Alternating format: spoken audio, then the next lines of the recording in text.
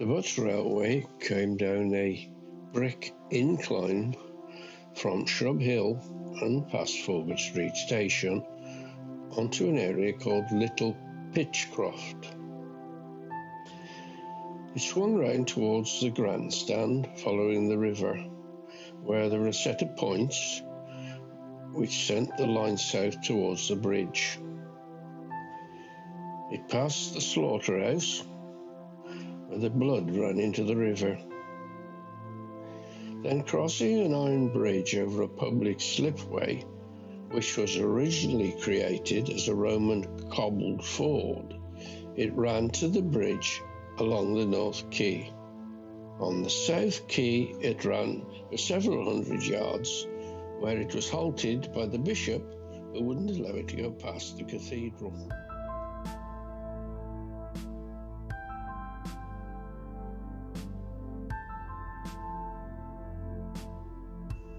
An accident, most fortunately unattended without any serious consequences as regards human life, took place on the siding near the racecourse shortly after the conclusion of the races on Thursday evening. It is the custom for the railway officials to place the long excursion trains which arrive from various places on the race days on this branch or siding from the time they arrive in the morning until they are again required in the evening, and this was followed out on Thursday as usual. To everyone in the city it's a well-known fact that the branch has a very steep decline, and therefore considerable brake power is required to keep the carriages from moving. We believe that as much brake power as formerly was used on Thursday, but when the carriage was left on the line, the atmosphere was dry. Rain, however, came on shortly after 4 o'clock, and falling on the rails made them so slippery that the brake power of the vans was not sufficient to hold the carriages, and they began about 6 o'clock, after receiving a slight push from some carriages being added to them, to move towards the end of the siding close by the riverside and about 150 yards below the grandstand. The speed of the advancing carriages was at no time great, even though they ran above 200 yards on the sharp decline, and those who saw them start thought that the protection wall and buffers at the end of the siding would stop their progress. This protection wall, however, completely failed to stop them, and pressed forward by the immense moving weight behind, the guard's van, when it reached the buffers at the end of the siding, reared in the air, and the wall at that moment giving way, the van toppled over the riverside and into the river.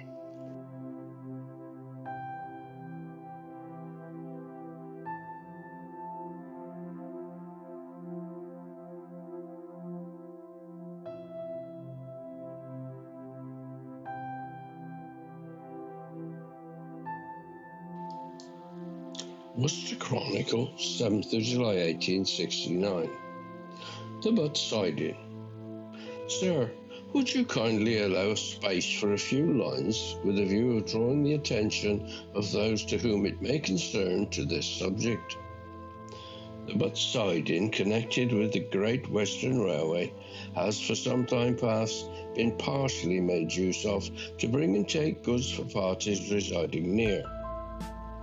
To this no one, of course, can object, but we do, sir, strongly object to the nuisance that's been caused for the last 3 Sundays by trucks being allowed to remain there for the amusement of some score of boys who run them up and down the rails for the purpose of bringing them into collision, much to their enjoyment, which they testify in language not too genteel for ears polite. It is miraculous that we have not had an accident and subsequent visit by the coroner with his jury. If so, you could only see with what glee these young juveniles exercise their strength with a view of giving an extra bump. You would say it is miraculous, and more especially if you saw, as you might, 2 or 3 riding on the buffers in the capacity, I presume, of guards. We think, sir, that as we have the nuisance of passing traffic nearly every day in the week, we might be allowed to have a little change on the Sunday, as we cannot be at church all day long. Yours, etc., nearby residents.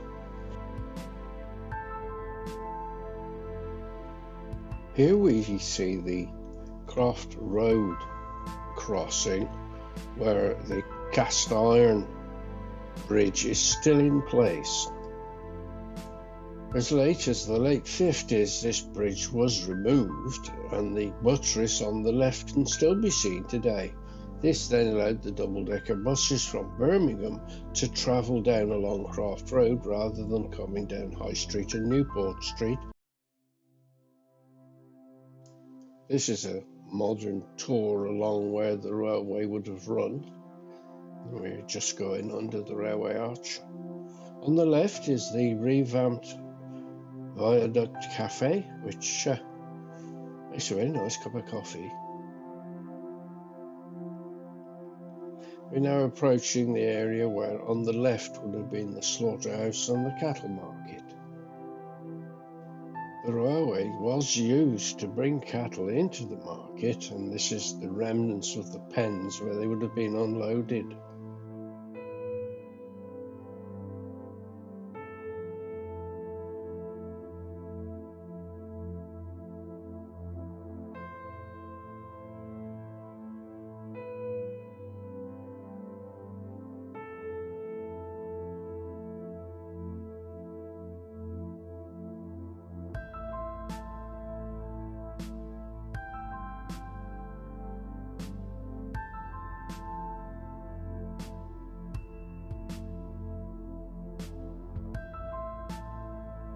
Here you can clearly see the tunnel under the end of the bridge where the railway line went through.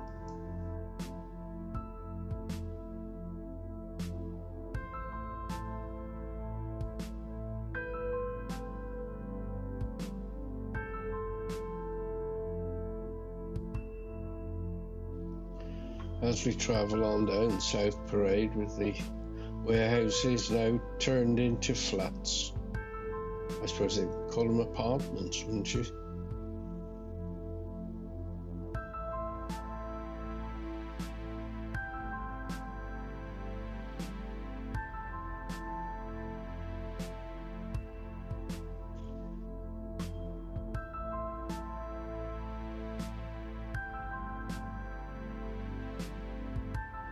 And here we are approaching the fountains by St Andrew's Church.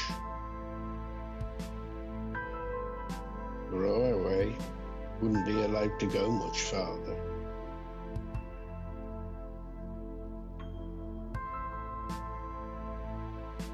And that's where we've come, right the way down that far side.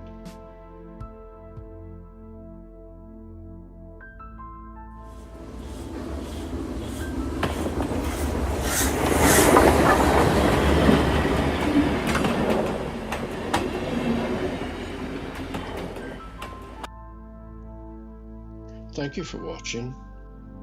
Please give me a thumbs up or a comment.